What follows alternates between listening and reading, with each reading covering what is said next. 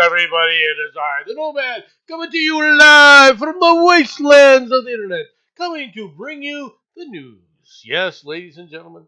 Hello, Mr. Markley. uh,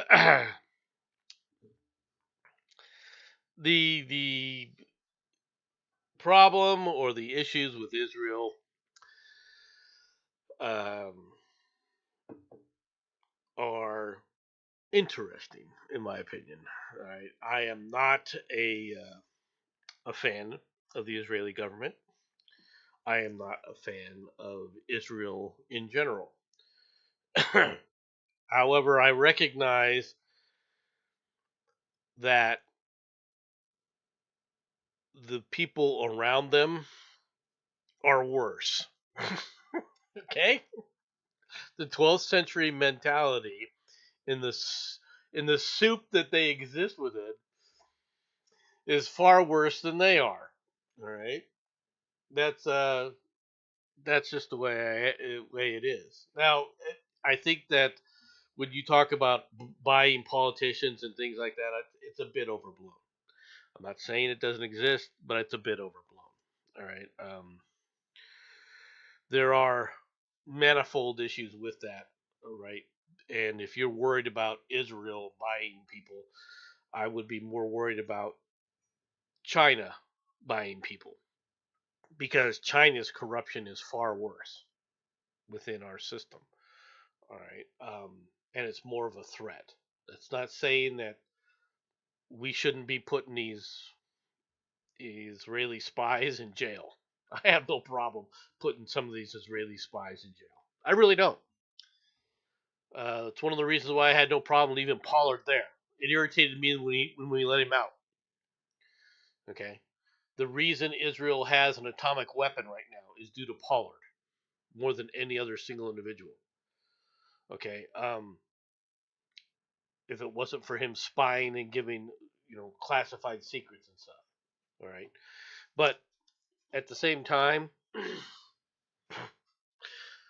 is is Israel more of a threat than imported assholes who are serious threat like Zoran Mandami? Okay, this is obviously a guy who came into the country under false premises again, got U.S. citizenship under false premises again, with every intention to harm the American system. Period. That's who he is. That's who he's been. That's who he will always be. All right? He is an enemy of the nation. He has been and will continue to be an enemy of the nation because that's who he is. So, when you talk about Israel, oh, New York City is done. Hey, when you talk about Israel, look, there is there are problems there, right? I think that a lot of people overblow a lot of those problems because of the banking interests.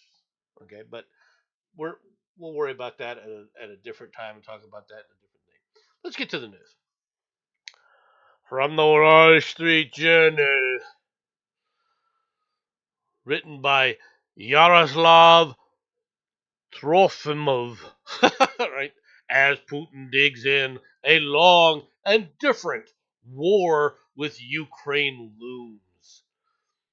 Russia's refusal of a ceasefire and an aborted peace summit in Budapest have raised the grim prospect that the war in Ukraine will rage for years to come, even as the nature of the conflict transforms. President Vladimir Putin remains convinced that Russia will eventually wear down its smaller neighbor, causing a collapse of the Ukrainian economy and society. An elusive victory would allow him to make the case that this devastating war he unleashed nearly 4 years ago was worth it after all. For Ukraine, despite all the hardship and mounting losses, the situation is so far is nowhere near defeat. President Volodymyr Zelensky would be almost certain to face a revolt if he were to agree to Putin's latest ultimatum and abandon strategic cities in the eastern Donetsk region in exchange for a ceasefire that wouldn't likely last. The drone revolution in the battlefield, meanwhile, has redefined the nature of combat operations. This means that neither side is likely to make major territorial strides soon. Okay, this is nonsensical. Okay, this is nonsensical. I'm putting this out there. We are involved. The reality is the Ukrainians would be under Russian rule right now if we hadn't gotten involved. And the reason we got involved isn't to save the Ukrainians, isn't to stand up to Putin. The reason we got involved was because Biden was on the take. Biden and a number of individuals high within the United States government were on the Ukrainian payroll. You can't say that, no man. You can't say that. Oh, yes, I can. We have all sorts of evidence that that's what happened here.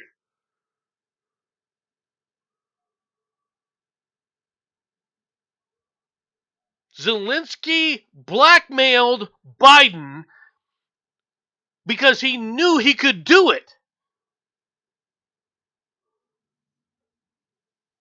Nonsensical is pretty much an SOP at this point. Yeah, Matt, you're not necessarily wrong.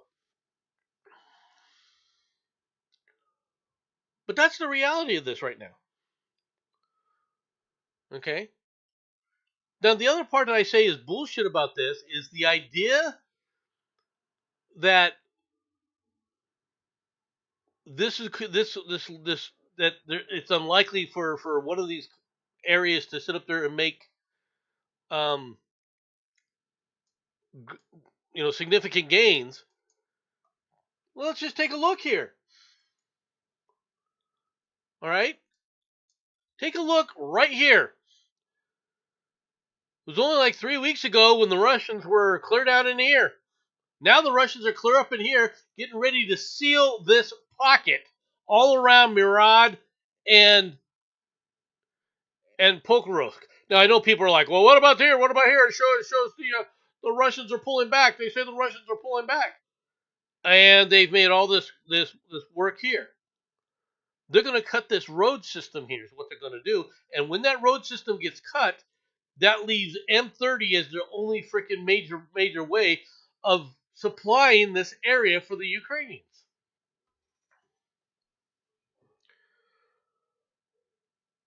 That's what you're looking at here. You're getting toward winter right now.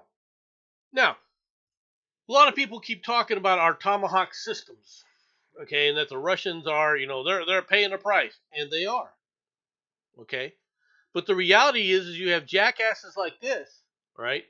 The EU, oh, we're going to support, we're supporting Ukraine, but good old Espanol, good old Spain is busy buying as much freaking natural gas from Russia as they can get their hands on.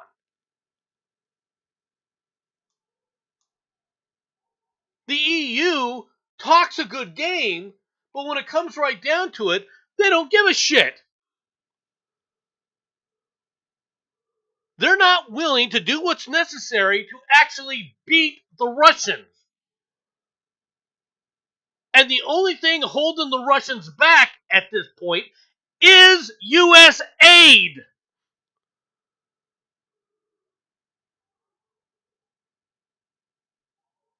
And believe me, Trump is getting sick and tired of Zelensky's crap.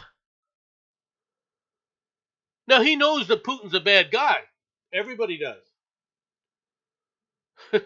Germany seems to be about the industrial. Germany's got its own issues involved in this.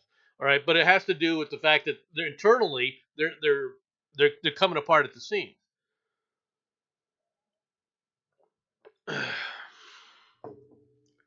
But the crap that these people keep pulling. Oh, this is going to go on for a long time with drones and the war has changed and blah blah blah. The Russians are hurting. Not really. Not extensively. And the question is going to come down to how long can the Ukrainian forces survive the meat grinder?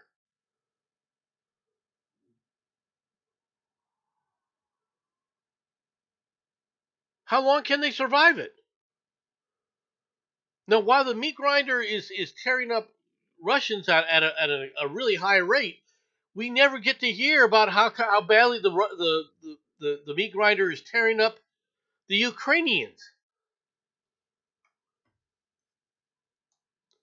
And unless somebody else puts ground forces in there, you're not going to push the Russians back. Okay? That's just a reality. Without U.S. weapons, without significant U.S. weapons and involvement in a manner that people aren't recognizing right now, you will not push the Russians back.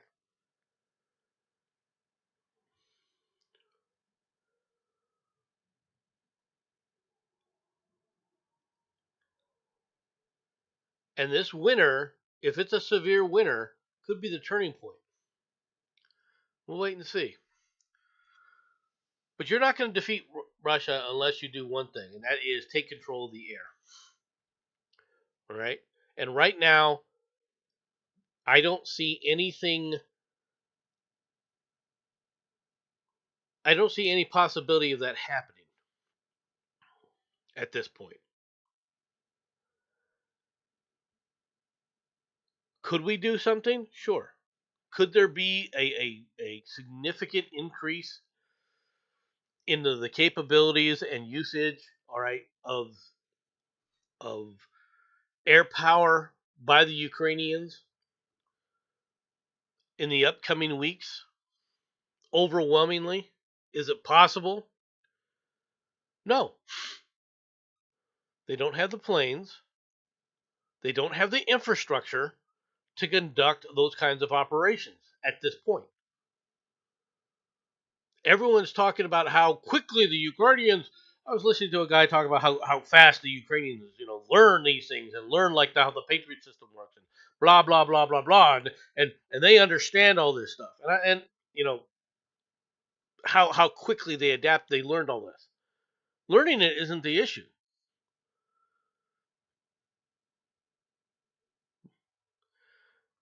Learning how to maintain it isn't the issue. The problem still remains that the Ukrainians, as a whole, are just as corrupt as the Russians are, and they're willing to let their stuff slide into disrepair at any and every opportunity.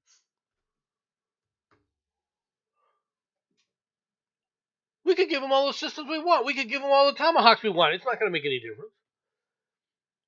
Well, tomahawks will be a major escalation. How so? Well, they could strike deep into Russian territory. Agreed. How are you going to do that without U.S. intelligence?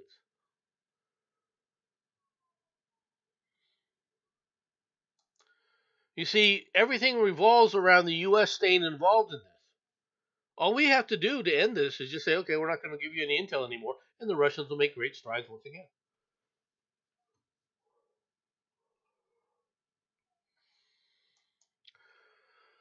Meanwhile, Rubio stresses there is no plan B amid questions over the Trump's Gaza deal and the ceasefire in Gaza.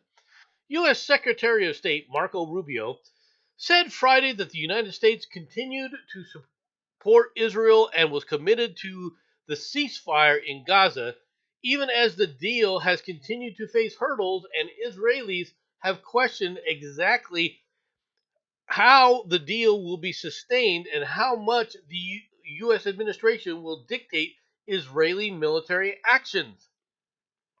American officials have expressed confidence the ceasefire will hold despite the violence on Sunday that imperiled it, and domestic Israeli opposition to U.S. involvement has grown. So within a week of Trump of chanting Trump, Trump, Trump, Trump in celebration, the Israelis are now going, whoa, whoa, whoa, we can't have the U.S. involved in this. Asked at a news conference on Friday whether Israel should apply for permission from the Trump administration to renew fighting if Hamas militants were attacking or rearming, Rubio replied, I wouldn't phrase it that way. The bottom line is that there's no nation on earth that has contributed more to help Israel and its security. And that is very true.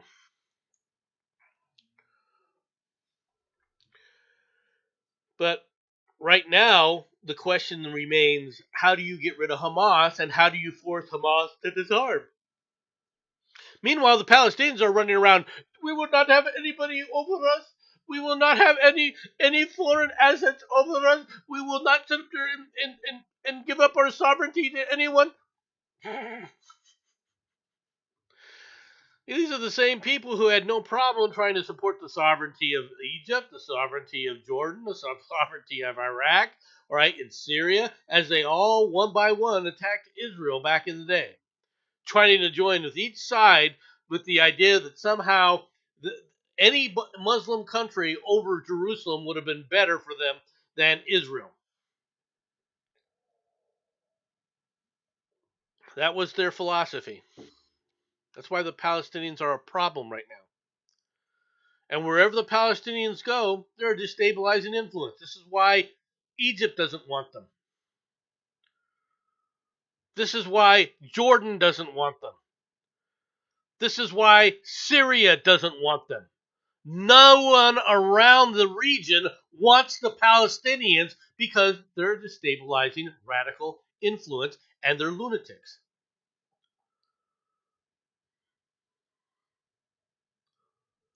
So until they're willing to change their mentality, you're still going to have a war, regardless of who's there. Just pointing it out. Until the Palestinians change that 12th century mentality, until they sit up there and change that mentality and try to live in the real world in the 20th century, nothing's going to change you. Meanwhile, we have this kind of news from the Times. The U.S. thought they'd killed an ISIS spy. He may have been an ally. Syrian tribal leader who was shot and killed during a joint U.S.-Syrian Special Forces raid after intelligence reports suggested he was an Islamic State spy may have been a respected intelligence asset working for the Syrian government against ISIS terror cells. Or he may have been a spy. Doesn't that sound like it'd be a spy? Hello, Guardian. Welcome.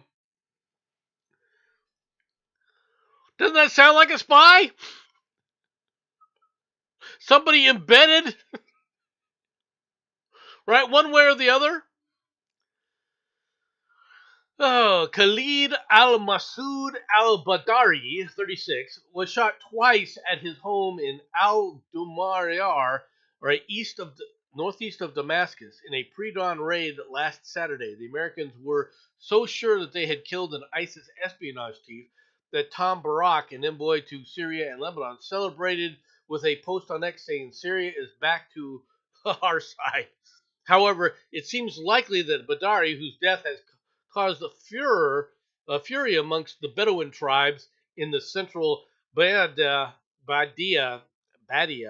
region of Syria, was working against the Islamic State for the intelligence wing of Hayat Tahrir al-Sham, the Islamist rebel group that led the offensive that ousted Bashir al-Assad, the Syrian dictator, in December of 2024.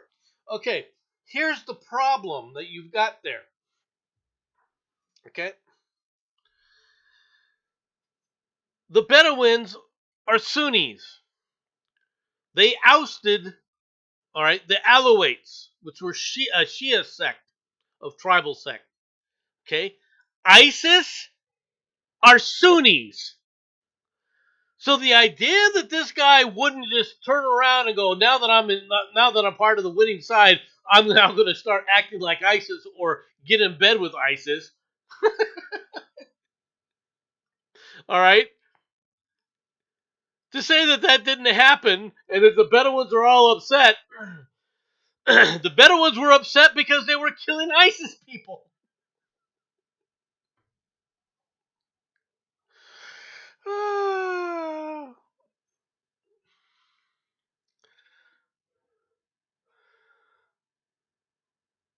At Baldari's wake on Wednesday, Muhammad Abdul Aziz Al Masoud, 31, my brother was no terrorist, just the opposite. Khalid had been working for the intelligence branch of the HTS since 2018, specifically to spy on Daesh, ISIS. All right.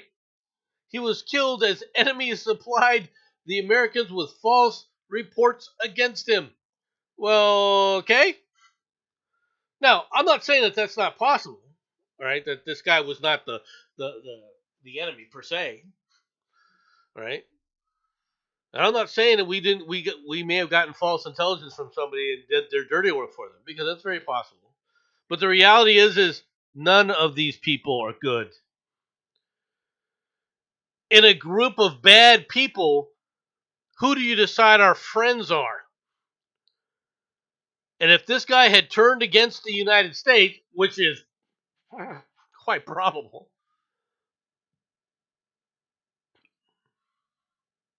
I don't have a problem. I have a problem being there. I have a problem being there in the region, per se, because of how people have done things within our State Department and within our military leadership that should be fired. But that's a separate issue. Okay. That's a separate issue entirely. Onward we go to the south of America. The U.S. is sending an aircraft carrier to Latin America in major escalation of military firepower. The U.S. military is sending an aircraft carrier to the waters off South America, the Pentagon announced Friday, in the latest escalation of military firepower in the region, where the Trump administration has unleashed more rapid strikes in recent days against boats it accuses of carrying drugs. Defense Secretary Pete Hegseth ordered the USS Gerald R. Ford and its strike group to deploy to the U.S. Southern Command region to bolster U.S. capability to detect, monitor, and disrupt illicit actors and activities that compromise the safety and prosperity of the United States, Pentagon spokesman Sean Parnell said on social media.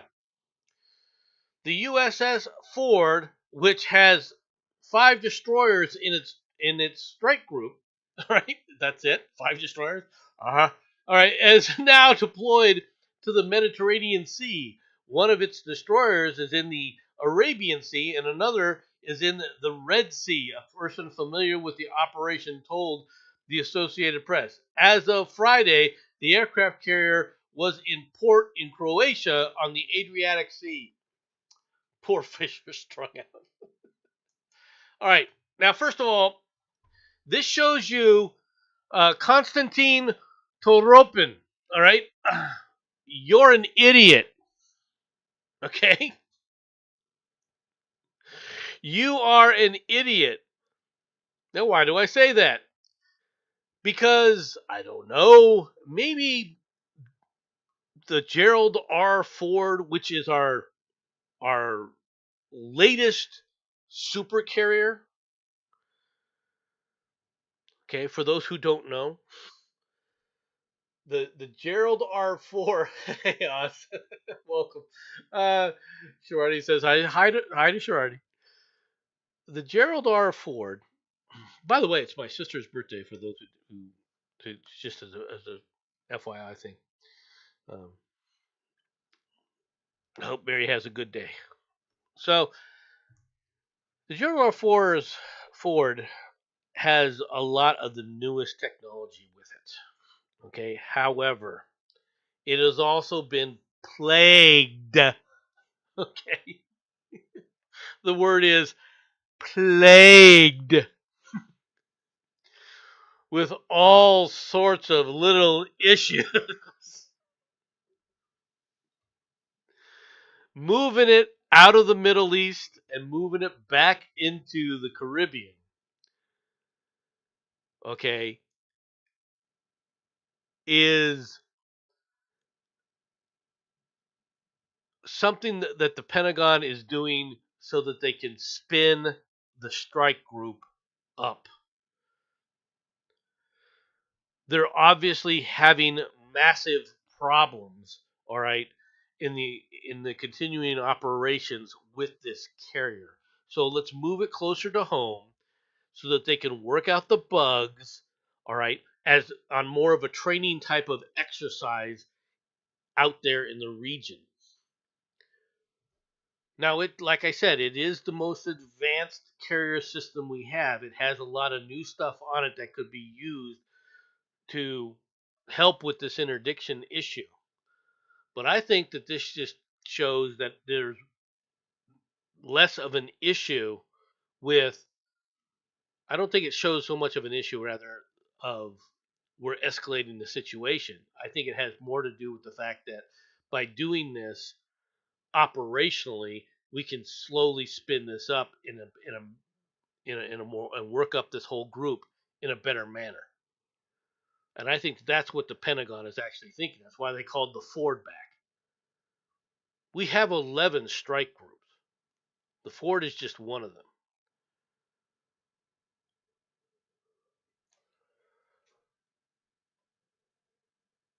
To continue with the Venezuelan groups, though, parents of fishermen killed in U.S. strike. We need answers from Trump. Carmela Medina and Alejandro Carza say they will not accept their son is dead until they have proof. All right, even after their government said he has been murdered. The family of a Colombian fisherman said to have been killed in an American strike in the Caribbean say they have yet to be contacted by the White House and will not accept that he is dead until they see his remains. Alejandro Carranza's parents have lived in a state of anxiety since Gustavo Petro, the Colombian president, said on X last week that their son had died in a strike ordered by the Trump administration. Petro called Carranza 40 a humble fisherman and accused the President Trump of murdering him. In response, Trump, who has ordered a number of strikes on alleged drug boats in the Caribbean, said Petro had been an illegal drug dealer. The Trump has justified the military strikes in the Caribbean by saying the targets were boats carrying drugs to the United States. 32 people have been killed in the strikes, according to the New York Times. Critics have accused the Trump administration of carrying out extrajudicial executions.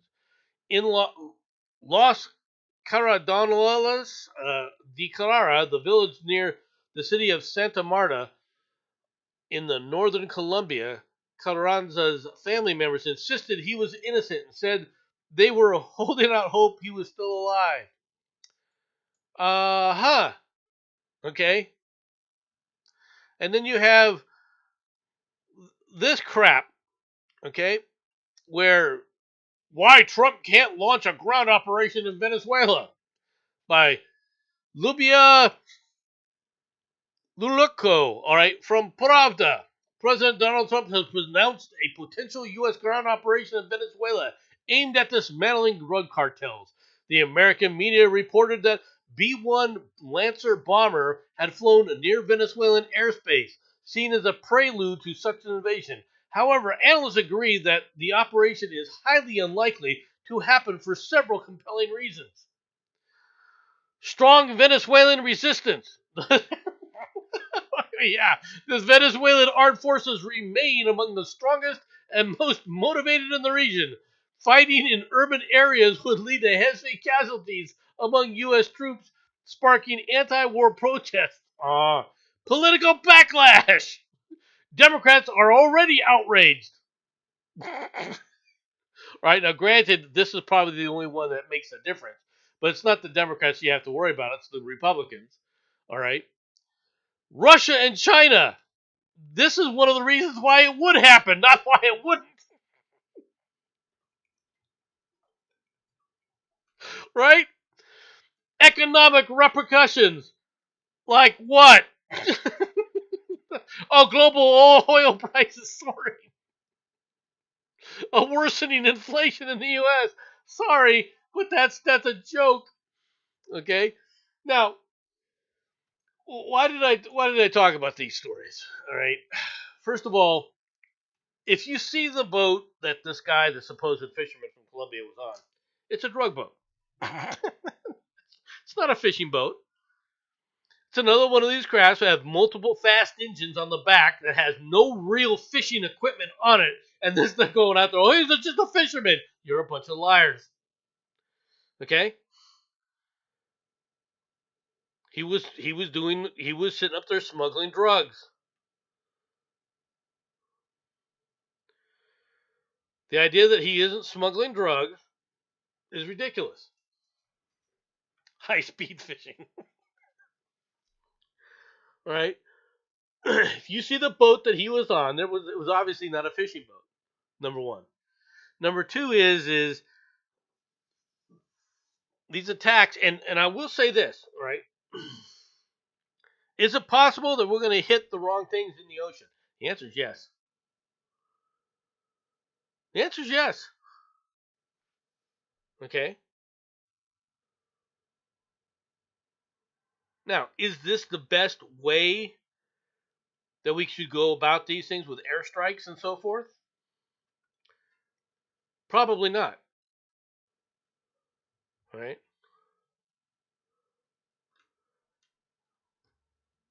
Because we should be in a position, all right, to interdict this. And this is one of the other reasons why I think that they're actually moving an entire carrier strike group, all right, in the region. It's not just 5 destroyers and a carrier.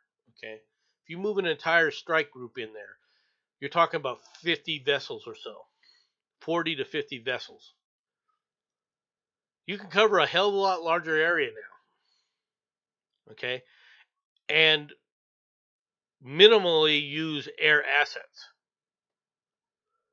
for strike interdiction. Monitoring, yes. Strike, no. So I don't think that that's a huge issue. Okay. And to be honest, even now, while they talk about Americans doing this, Americans so far haven't been upset with what's been happening down there. You don't see any kind of real reaction. You've got some people who are upset, like the idiot Rand Paul, right? Who's quote unquote a libertarian. Oh, we got to do this and we got to do that. And we shouldn't be doing this and we shouldn't be doing that. Excuse me. I dropped something here. But Rand Paul's an idiot. Okay, Rand Paul, he's another one of these libertarian idiots who wants the world to be one way when the world isn't. And he's not willing to accept reality for what it is. This is the major problem with most libertarians, right? Is their own internal arrogance causes them to refuse to recognize reality. And to act like Dems do all the time. From Kyoto News, Japan's new Prime Minister Takeyachi arrives in Malaysia for the Asian Summit meetings. New Japanese Prime Minister Sane Takeyachi arrived in Kuala Lumpur Lumpur on Saturday in what will be her first major diplomatic test, attending a series of summit meetings related to the Association of Southeast Asian Nations.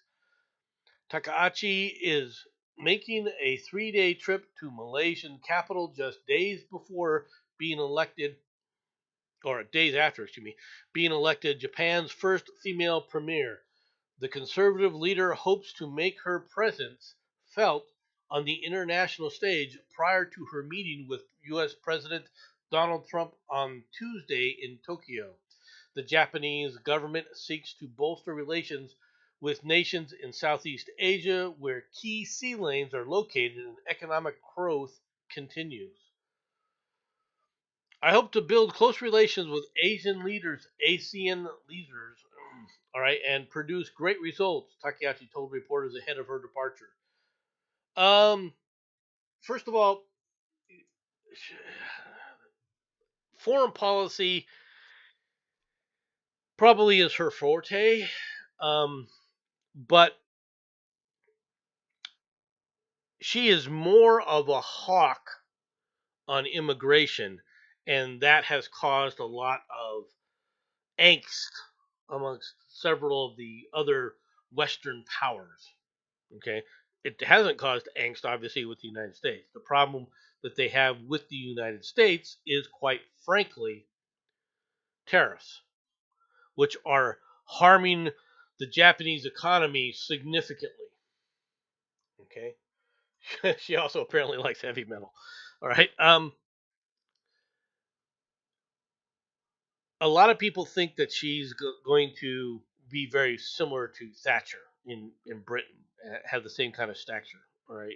Obviously, with the Japanese flavor with it, whether or not she can fully turn the ship around, because one of her other issues is she's realizing we have got to strengthen the military capabilities of Japan. I think that is a lot of the issues going on, because there's a realization that you're going to have to make some hard choices.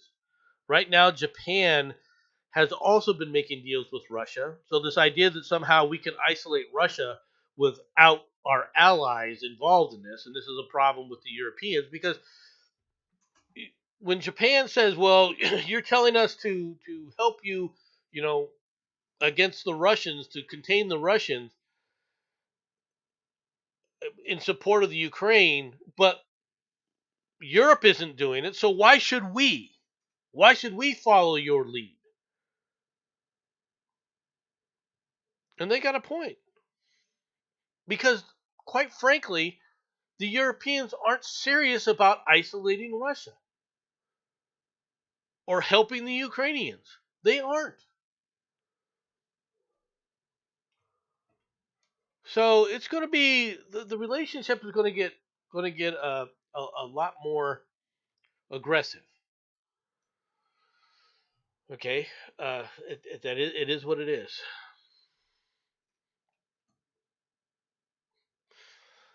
How many people saw this story? Manhunt after Epping hotel migrant who sexually assaulted a girl accidentally released from prison. Okay, there is absolutely no friggin' way that someone was accidentally released from prison. Okay? It wasn't an accident. It may have been massive negligence, but it was not an accident. David Lammy is livid about Hadish Kubatu, all right? Is a lar- is at large. A manhunt launched after accidental prison release. A migrant who sexually assaulted a woman and a 14-year-old girl while he was living in a hotel in Epping, sparking major protests, has been freed from prison early by mistake. Hadush Kabatu was meant to be sent to an immigration detention center to be deported, but he was mistakenly released on Friday. Now, does anybody believe this? A major police manhunt is now underway to bring him back into custody. Essex police said he boarded a London-bound train for Chelmsford railway station around 12:41 p.m. Following the error. Videos obtained by Mail Online appear to show a man resembling Kubatu at Chelmsford Town Center shortly after his release, wearing a gray tracksuit and carrying a plastic bag. David Lammy said he is livid on behalf of the public. Sure you are. You probably helped facilitate this quote-unquote accidental release.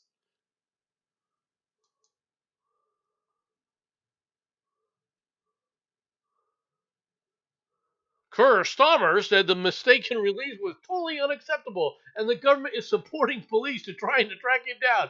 Really?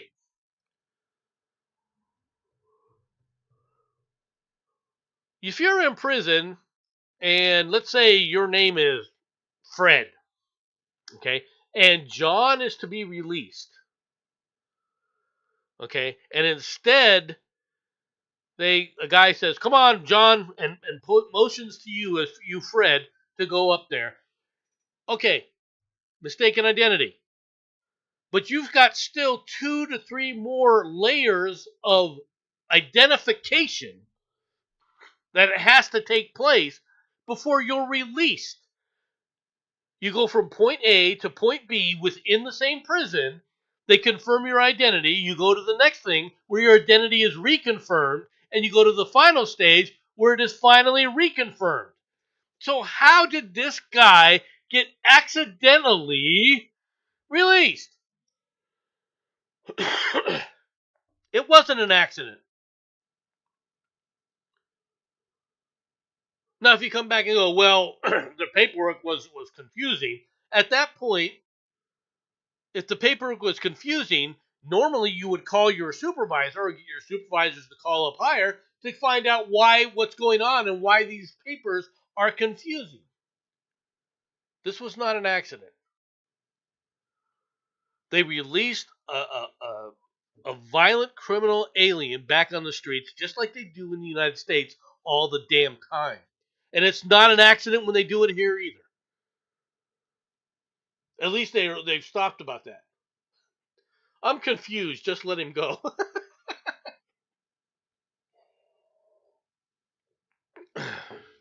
Here's the next question. You caught him. For how long was he in custody before you tried to deport his ass? You should have deported him immediately. French government under pressure as lawmakers set to vote on wealth tax. France is under pressure to pass a spending bill by an end-of-year deadline to rein in its deficit and soaring debt, but efforts have been hampered by a political crisis. The country's third prime minister in a little over a year, Sébastien Lecornu, has promised to get the job done after the legislature ousted his 2 predecessors over cost-cutting measures. Lecornu survived a confidence vote earlier this month by agreeing to suspend a largely unpopular pension reform, under pressure from left-wing socialists. But the socialists, a swing group in parliament, have also demanded a tax on the uber wealthy, without which they have threatened to topple his government as soon as Monday. They originally requested a levy named after French economist Gabriel Zucman, who hoped to raise around 20 billion euros, or $27 billion per year from 1,800 wealthy households. Zuckman's proposal was to make people with at least 100 million euros in assets pay a minimum tax of 2% on that wealth. This is a wealth tax. But the far right and Lecornu's government are against taxing professional assets, which this levy would target. The government instead wants to tax wealth management holdings with at least 5 million euros in assets. The socialists have now suggested a minimum 3% tax on assets of 10 million euros and above, but excluded family and innovative businesses in which they hope is a concession to the government.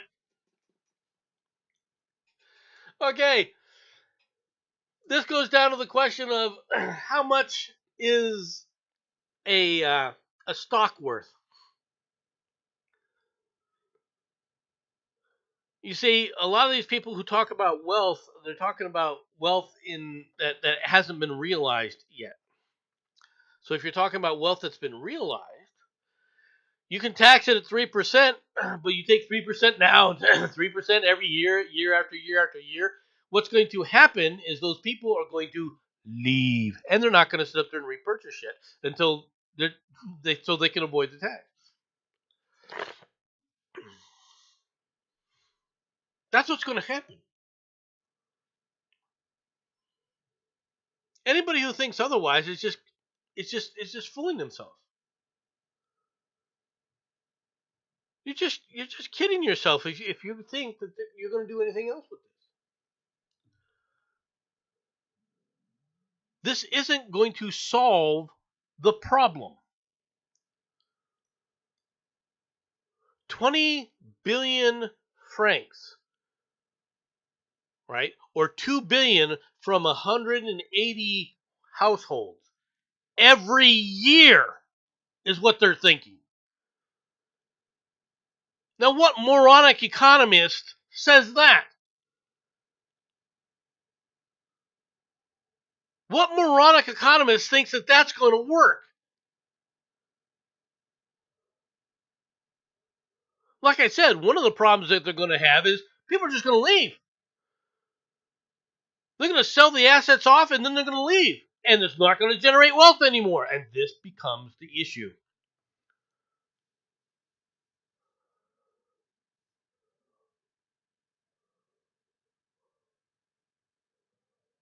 They will either realign their assets into something that isn't taxable, or they will sit up there and leave.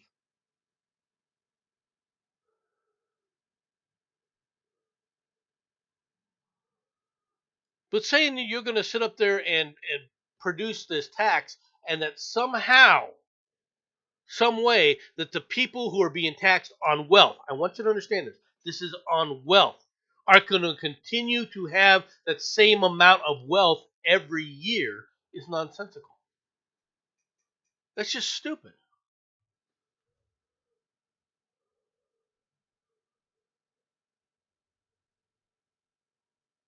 It's just dumb. And whether the socialists like it or not, you're going to have to deal with austerity measures because you can't continue the way you are. Enjoy.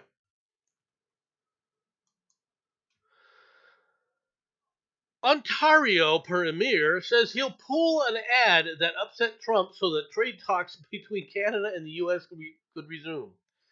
The leader of Canada's most populous province said Friday he'll pull an anti-tariff ad that prompted U.S. President Donald Trump to end trade talks with Canada. Ontario Premier Doug Ford said after talking with Prime Minister Mark Carney, he's decided to pause the advertising campaign effective Monday so that trade talks can resume. Now, let's stop right there.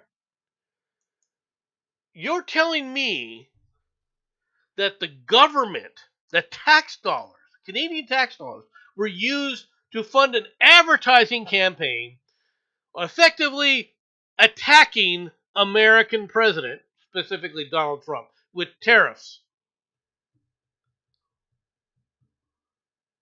That you spent money on a marketing campaign to attack, quote unquote, a competitor country.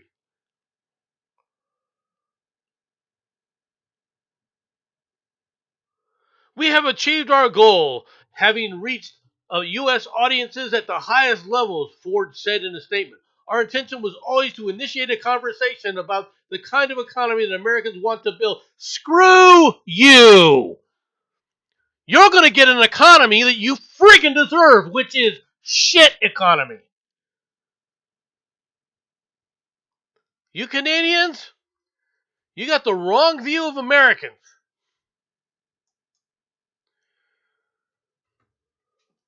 I know you're all upset because we beat you in hockey that you're now going to sit up there and demonstrate, well, we're going to take away the America's game and Toronto's going to win the World Series.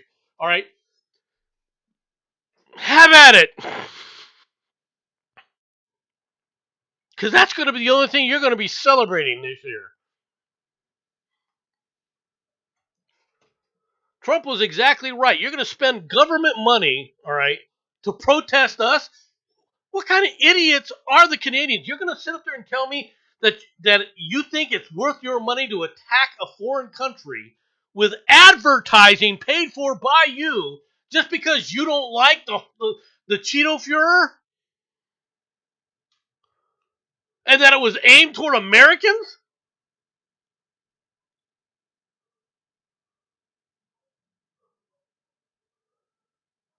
You took out ads? Did you take out ads in the in America to do this? At which point we're going, isn't that something called election interference?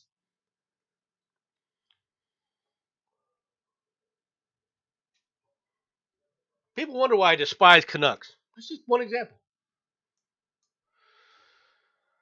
Keir's new deputy rebels. Keir Starmer suffered another hammer blow today as Lucy Powell was named as his new Labour deputy and warned that he is not being bold enough.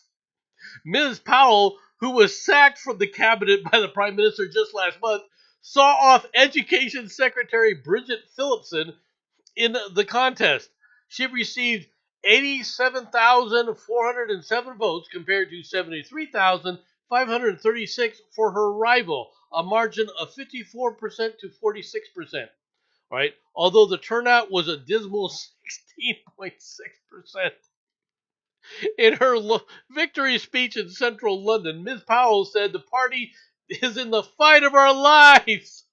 Division and hate are on the rise. People are looking around, looking elsewhere for answers. They had to escort the prime minister after a series of freaking rows started in Parliament. They literally kicked out the prime minister out of Parliament earlier.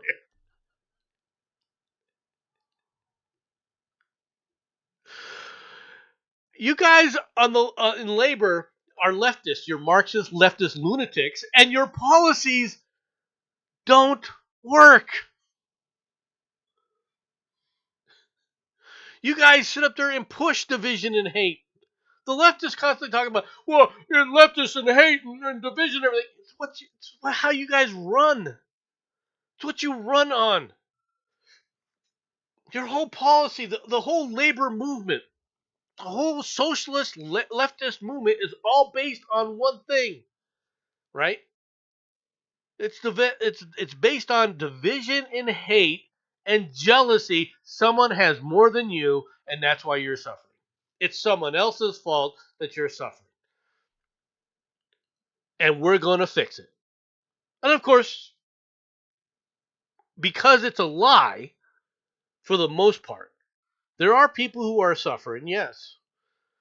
That necessarily isn't their fault, but it's not the fault of the people that they're going after either. But you voted for them. You voted this lot in.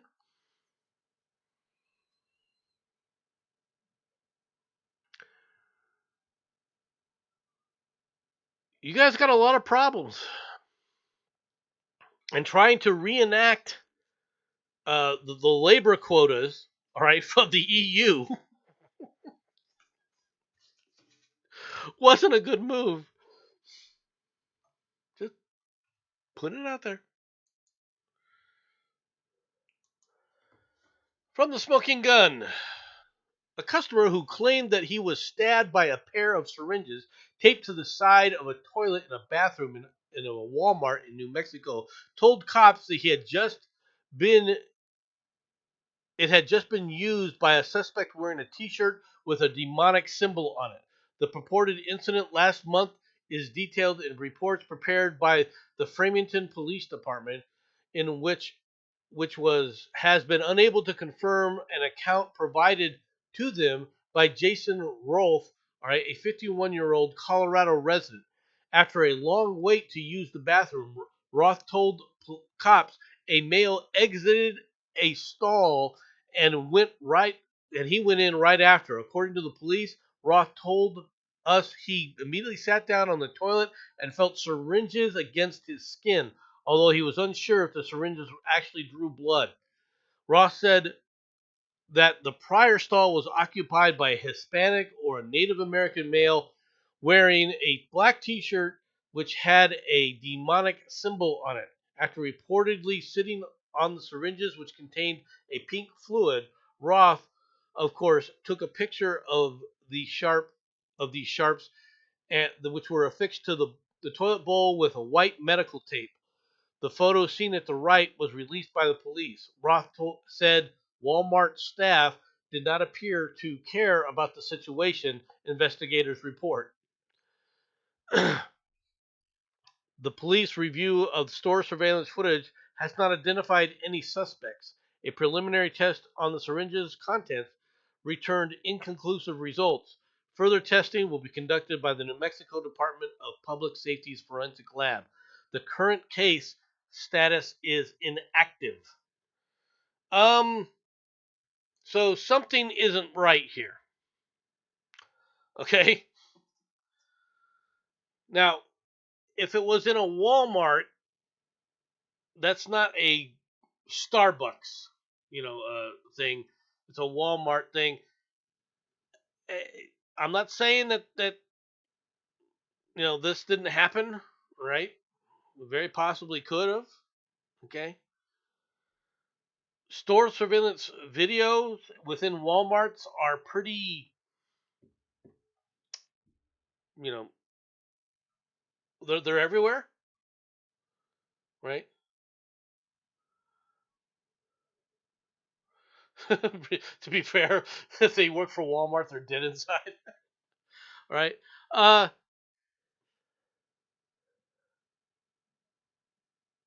I can't see why there would be pink fluid in these things, all right? Unless this guy was trying to spread a disease, okay?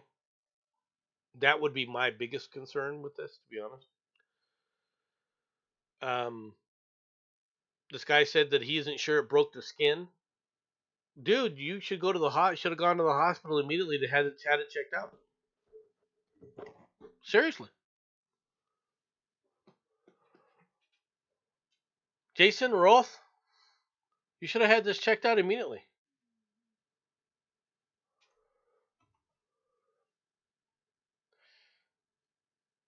But anybody who does this kind of stuff, they're just sick. They're just sick.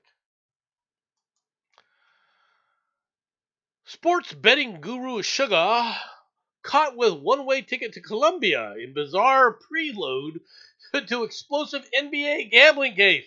Did you think I wasn't going to talk about this, folks? You're completely wrong.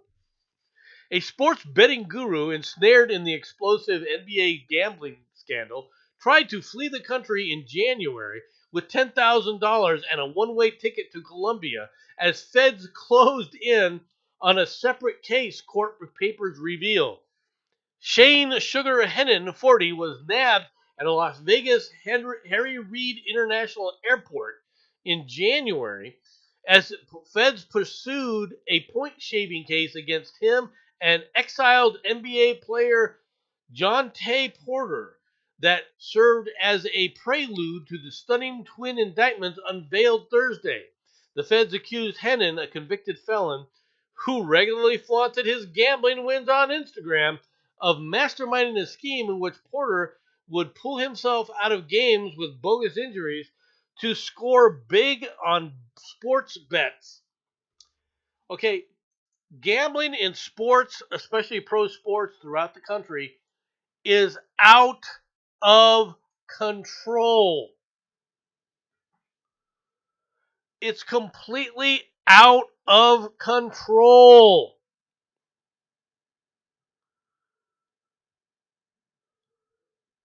And I guarantee you, you're taking a look at the tip of the iceberg with the 30 that were arrested, all right, over this past week, including a current head coach, of the Portland Trail Blazers.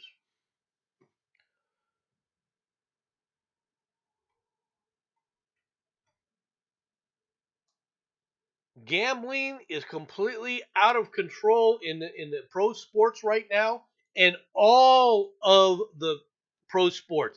It's not just basketball, which has already had massive issues with point shaving and other types of things with the referees.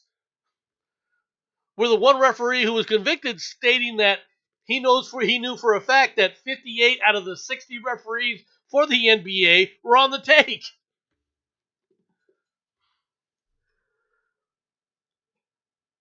So let's start with that. But it isn't just there. I guarantee you there are problems in the NFL. We already have seen that. Several high profile players have been caught dropping balls and scandals like that. But it's not just the NBA and the NFL.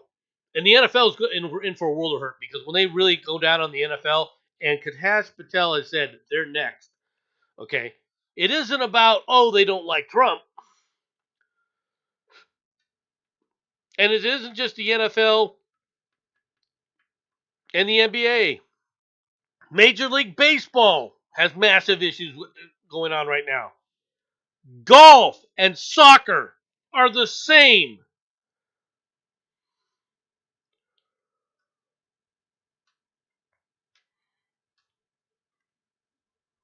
They've all been sit up there and being promoting this freaking gambling craze. College is the same, folks. It's out of control. They have got to get gambling completely out of sports. They cannot sit up there and be having, FanDuel given the NFL or the NBA or live golf or live golf, however you want to say it, all sorts of money, all right, to run ads and everything during these games to say, but bet on this, do this parlay, do that. It's corrupt as hell.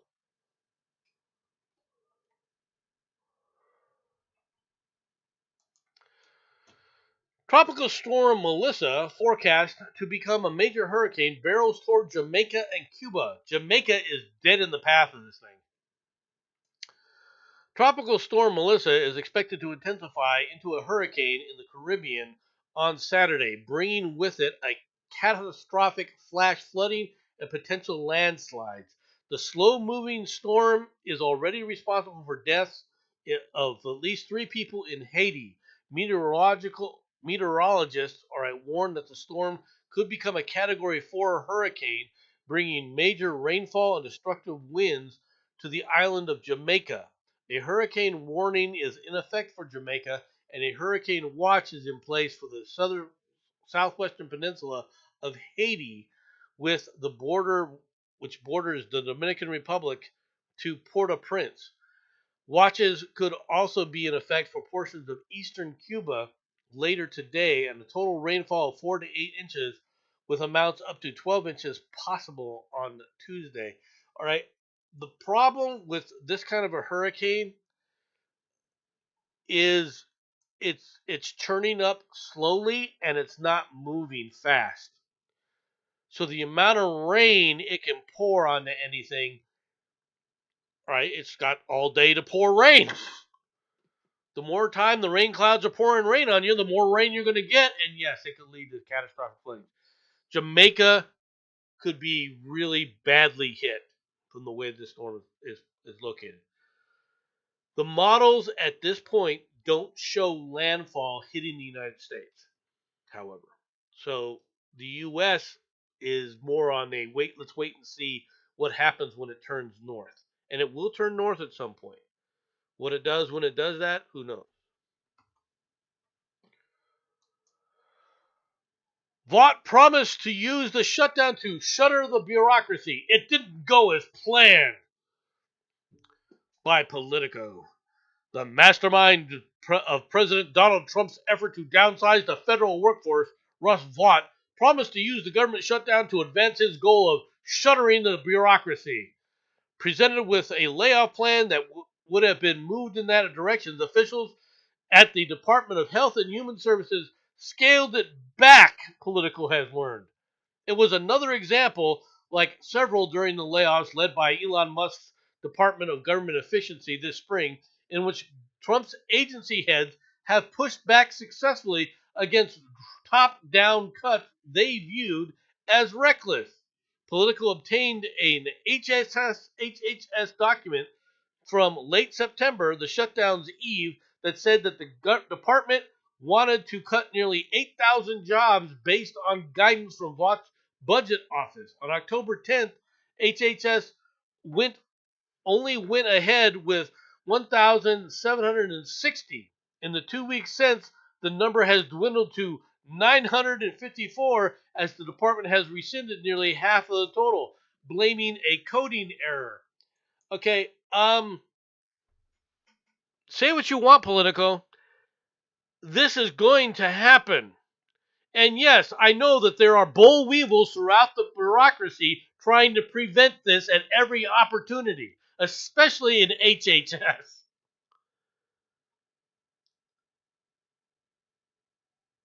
But why are you celebrating this? It's going to come to a point where what's going to be told is the department's going to say, okay, I want a 10% reduction in the workforce, and I don't care how you get it. And if you can't get it to me by this date, then you're gone. And those people will be the ones gone. They'll be the ones who go, okay, well, that's fine. You didn't give us the cuts we asked for. Well, you're gone. Okay, so and put somebody else in there. Now you give us these cuts or else. It's just that easy. It's not difficult. The idea that somehow that they're going to slow walk this and prevent it from happening, the only thing that's really prevented a lot of it is running to the courts. Oh, I'm being fired. And the courts are putting a temporary stay on it, which is going to get overturned. Right? But when it comes to this shutdown, the longer this shutdown goes, the worse it's going to be for the Democrats. We'll get more to it later. Meanwhile, you got a moron here. From the Daily Beast, right, via Yahoo News. This is what I'm going to ask Melania under oath. Author Michael Wolff says his explosive lawsuit against Melania Trump will lift the dark curtain on secrets entangling the First Lady, President Donald Trump, and Jeffrey Epstein.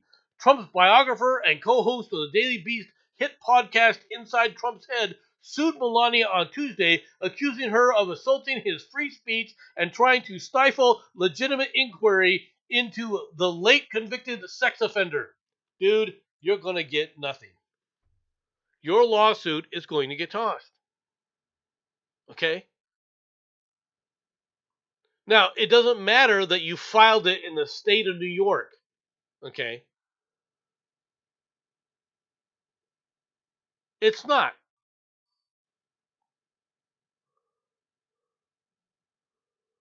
I can subpoena the First Lady, the President, and anyone else who might shed on the relationship between Donald Trump and Melania Trump to Jeffrey Epstein, the best-selling author said. In other words, this might be the way to actually get to the bottom of the story, to open the curtain, a dark curtain. We'll see how they feel about that.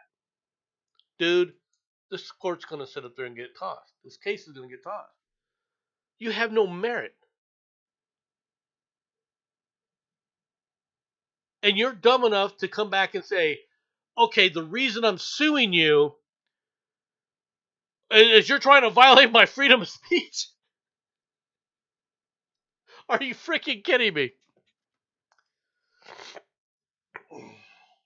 You think that's going to go anywhere?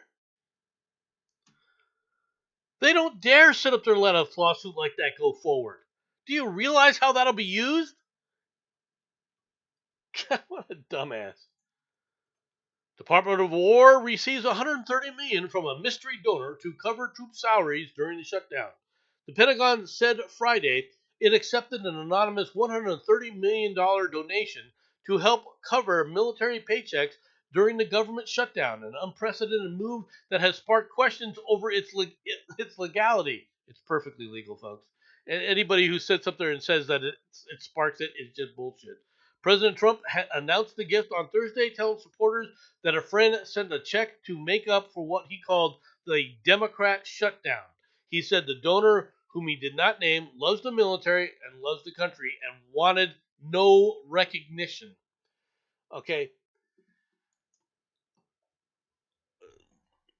Anybody who thinks that somehow there's something nefarious to this, all right, fails to understand the role of money, all right, to be that's been used in various areas within the federal government, all right, private donations and so forth. This is perfectly legal, all right. Most people don't realize that World War One was basically funded by J.P. Morgan in the United for our involvement in World War One, the U.S. involvement. World War One's U.S. involvement in World War One was basically funded by J.P. Morgan, a private citizen,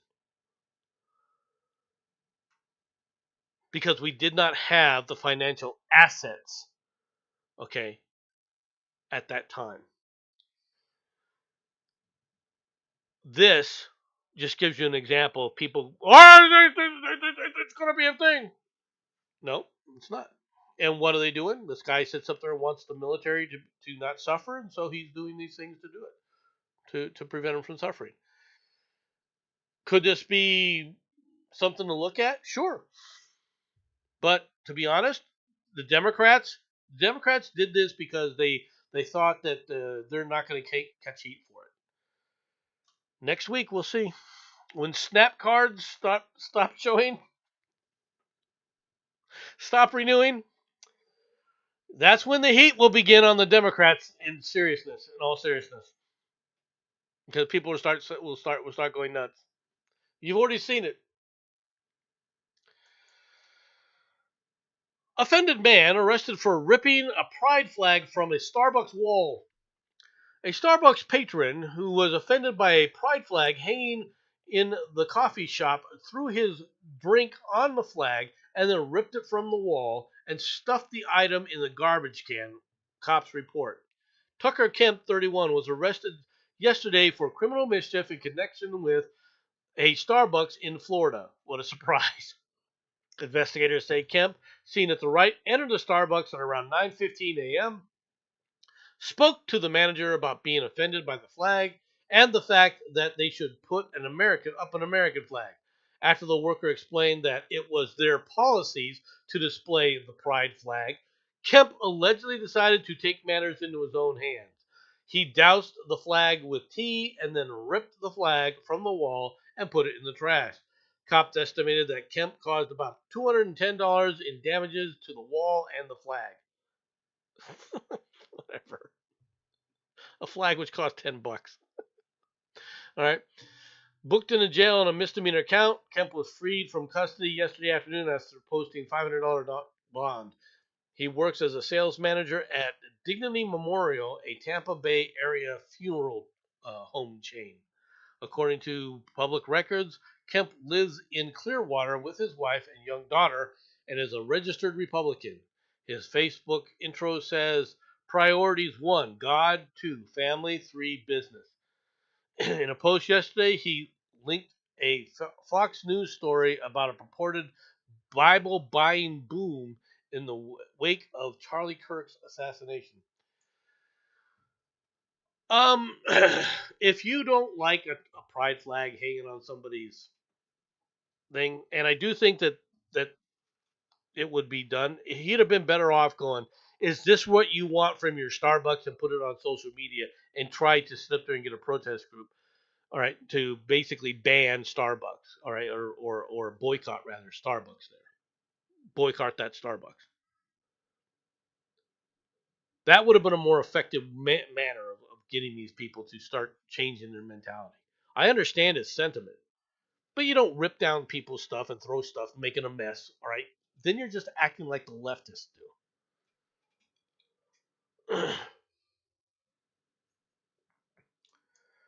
Here's a big one. U.S. start investigating China's compliance with the 2020 trade deal. Officials are launching an investigation into whether China has lived up to its commitments. Here's a hint. They haven't. To the 2020 trade pact that President Donald Trump described at the time as an incredible breakthrough. The announcement Friday by the U.S. Trade Representative Jameson Gear, all right, came to the same day that Trump was scheduled to head to Asia, where he will meet with Chinese President Xi Jinping in an effort to ease trade tensions between the world's two biggest economies. China reneged on a number of their promises, all right? And they did it intentionally with the effort to hurt Donald Trump. Specifically, they were supposed to be buying billions of bushels of soybeans and then reneged on the whole deal, even though our soybeans are better, our soybeans are freaking healthier, our soybeans are cheaper, all right, and they went to where? To prop up their buddy, all right, in Brazil. And so it's going to come down to a simple issue. Okay, you want to play this game? We're going to play it back. Trump is going to hammer him on this. But he also they need to do something about these knockoffs, but that you need world support for that. There's no chance of that happening.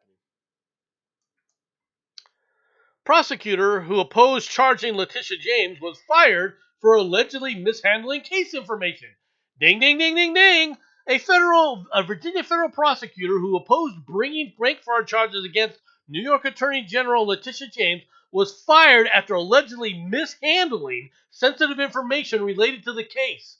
Beth Usey, all right, who had worked out of the Norfolk office for the U.S. Attorney's Office in the Eastern District of Virginia, allegedly sent investigative files containing James' personally identifying information to her private email account, citing an internal email.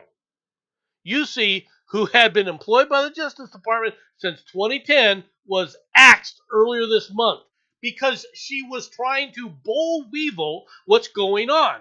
She doesn't like this, so therefore she's taking it upon herself to sit up there and go, I'm going to support my little buddy here.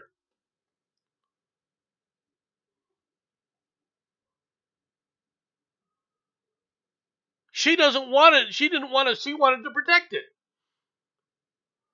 And then what she started to do was try to queer the case by doing things, all right, that they know would get certain things tossed out for malfeasance from the Justice Department. That's who this woman was. As an attorney, somebody should be going in there and trying to remove her law license. And I'm dead serious about that.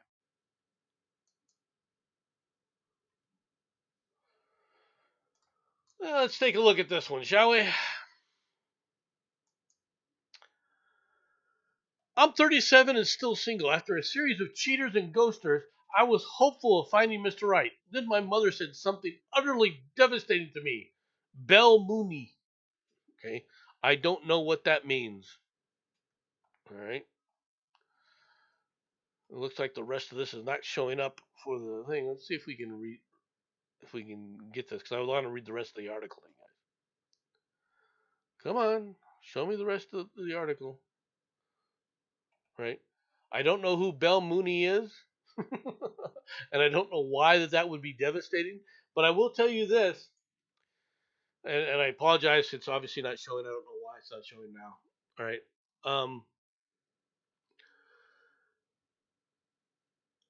All right. I guess the person's name is Bell Mooney. Okay.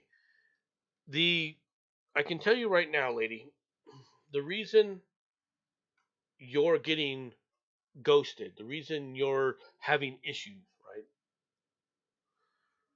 is likely you are just part of this left wing loon culture. You bought in.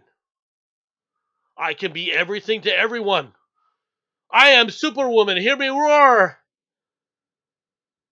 Men are now starting to realize I don't need you. Okay? You see, You know how people always make jokes about how men are always looking and that women have power over men because of their vagina. Okay. And I don't necessarily disagree with that. However, if you're going to play the you don't have access to my vagina game, or if you're going to go a worse route, giving your vagina away to everybody else, guys aren't going to give a shit about you. They're not going to look for a relationship with you if you're a slut. Okay. And at the same time, if you're not willing, all right, to have a relationship with the man where you think you can dominate the man by saying, "Well, I'll just withhold my sexual favors, and you have to treat me like I'm a breadwinner and I'm all this, and I have to make no changes to my way of life." When women think that they're going to get into a relationship and not make any changes to their way of life, okay, enjoy your singleness.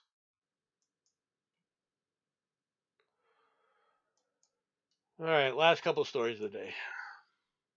Escaped goats found wandering through Arizona subdivision.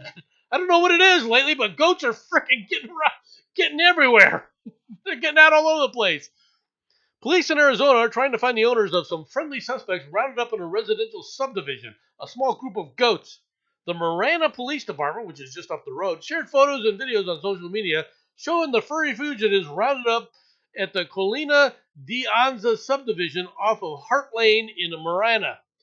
Our officers helped bring these friendly suspects into custody late last night, he said on Thursday. The police said they're now trying to identify the owner of the goats so that the animals can be returned home. It's goat season. Possibly. Possibly. Final story of the day. Black bear pays a visit to Montana distillery. Hey, I'm just here for the beer, man. A black bear took a stroll through downtown Bozeman, Montana, and was recorded on security cameras when he paid a visit to the outdoor seating area of a distillery. Bozeman Spirits Distillery shared security footage of the bear exploring the business's outdoor seating area Tuesday morning. The post also includes cell phone footage of the bear running across the street after completing his self-guided tour. I wonder how he wet his whistle. The business joked that the bear was in search of a stiff drink. He was looking for some huckleberry vodka to take off to his desk in the winter.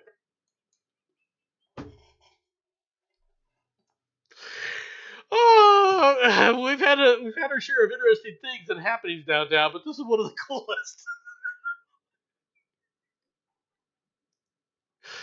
I don't need beer. Give me the hard stuff. It's been that kind of a year for me, man. Before I go into hibernation.